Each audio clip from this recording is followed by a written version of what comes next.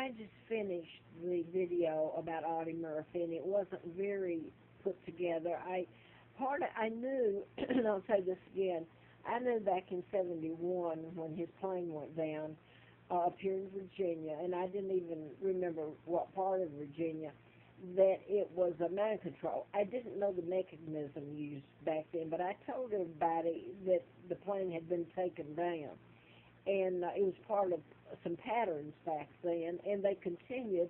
And I wrote a book about mind control back in '75, '76 till April Fool's Day, where they almost killed me. I mean, I should have died. It was a miracle I didn't. I never.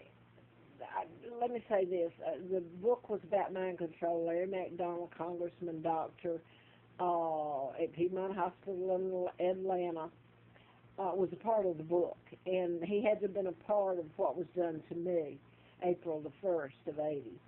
Anyway, the plane was shot down by the Russians when it veered into Russian airspace August the 31st of '83. And Larry McDonald was supposed to be on that plane, U.S. Congressman.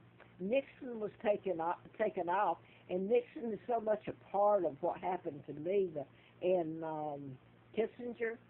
And here I see where Nixon gave Audie Murphy an award, and I forgot what all he said about Audie Murphy. A lot of things I couldn't put down. And I put up here on, just the other day, by the way, I put up what Nixon and Kissinger in the Watergate tapes, what was done to me. You talk about trying to kill someone, and here they've made me to where I can't even say my name. I'm afraid to even say my name. I have to still use the name that was given me when they kidnapped me. I've been denied any civil rights, and I'll say it again, this plane with Audie Murphy left the airport, Peachtree to Cab. This is where my son Mark worked when I was doing the book, and when I got the letter from the FBI, June the 23rd of '79. Mark, my son, it kills me. He was working out there, and it was horrible what was done to us. But I was just looking. There's so much here you can't put it in. Talk about patterns. This would have been when Mark worked there, was in '79, and so this happened in '71 that he flew out from Peachtree to Cab, Audie Murphy and all on that plane, and they went down right near here at Catawba.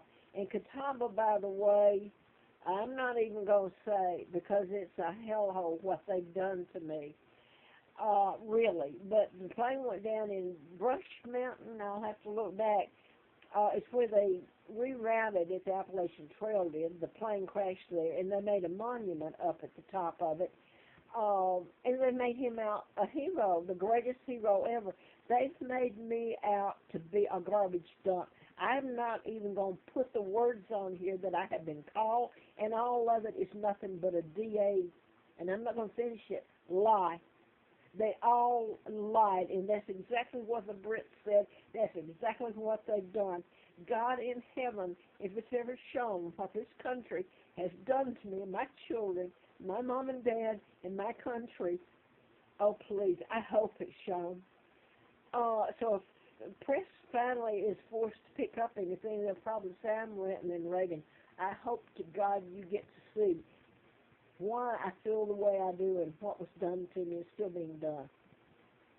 Anyway, I started out by saying that when they almost killed me in '80 and I ended up across the state line, illegally taken back to Huntsville, I worked for the district attorney in the condition I was in, and I lived at Warren House apartment, and that's where patterns were formed. The Warren House was a clue to the Warren Commission that covered up the Kennedy. Kennedy was ambassador. The old man Kennedy was appointed during the time they took down my father illegally and kidnapped me. And I worked for the district attorney Simpson, and Simpson is a clue to Wallace Warfield Simpson. To my identity, I didn't even know at the time. She was supposed to marry King Edward VIII, which was nothing but a lie. She married a double. So the takedown was awful. and they kidnapped me in 41 and put a seal, a 99-year seal. So, at one house, somebody from Atlanta, that's where I just come from, they almost killed me, and they did it in Huntsville too, over and over tried. That's where Jack Hartsfield came into, well, he saved my life, well, let's face it. But anyway, a young fellow moved in next door to me at Warren House, and his father came over, and they said, it's Murphy's Law. Anything that can go wrong will go wrong pertaining to me. So I've had that kind of life, horrible. But I came to Roanoke. I didn't know the Catawba, and the FBI used to put posters up about, and I just put all this up, about the Eric Rudolph. Eric Rudolph was on the trail, and he was found in Murphy, North Carolina, finally after all these years by policeman Scott. And you're not going to follow me on it, unless this is, well, most people don't even want to. But they caught Eric Rudolph, and he was charged with the Olympic Park bombing or murders. I got to look that up, or shootings in Atlanta, and also the abortion clinic in Alabama. He was programmed. But he was found in Murphy, North Carolina, which was odd, and the policeman's name, Scott, was odd. But then there's another murder that I didn't piece these together. That's not how I come about it. I just happened to be looking today because I had put up on video about the Colorado Springs and the Robert Dear, D-E-A-R. And I was saying when I did that, the Aurora, Colorado, James Holmes, and James Holmes' attorney is going to represent Robert Dear. And these are programmed people that are programmed to shoot or commit the act. They're really victims themselves. But it made me remember Eric Rudolph, and this is just similarity, not what I'm basing anything on, really. So I started looking back at Eric Rudolph, and that kind of Murphy, North Carolina, and I started thinking, and then went back to Audie Murphy, and I saw all the connections that happened before I ever came here. I never thought that I'd end up in Roanoke, Virginia. But the one thing I wanted to say, too, is the Appalachian Trail. I went there, and I lived a hell of a life and begged as I've done. I've been kept penniless and homeless and things done, horrible things. But what I was going to say about the FBI used to put posters up, and they'd stop at Catawba.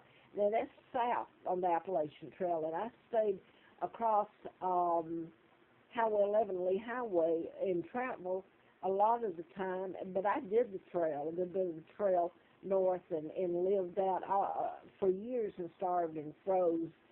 And then, but anyway, you can't get all this in. It's real odd about him, where he was headed. All this plays into it. The Martinsville, Virginia, all of it, where it crashed, the Catawba. But the FBI used to put up posters about Eric Rudolph, and they'd stop at Catawba. Now then, it's what's located at Catawba that's what's being used in this whole mess. It's a mental hospital, okay?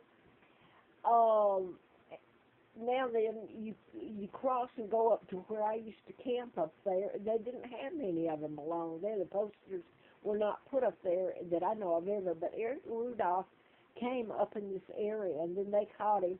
So this would probably sound rambling to people unless they care to listen to it, and you can't put it on a 10-minute tape.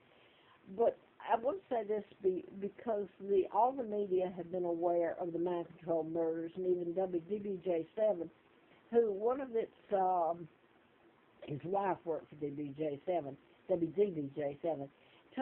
he sought me out. He says, they're not going to print anything not going to tell anything you're telling.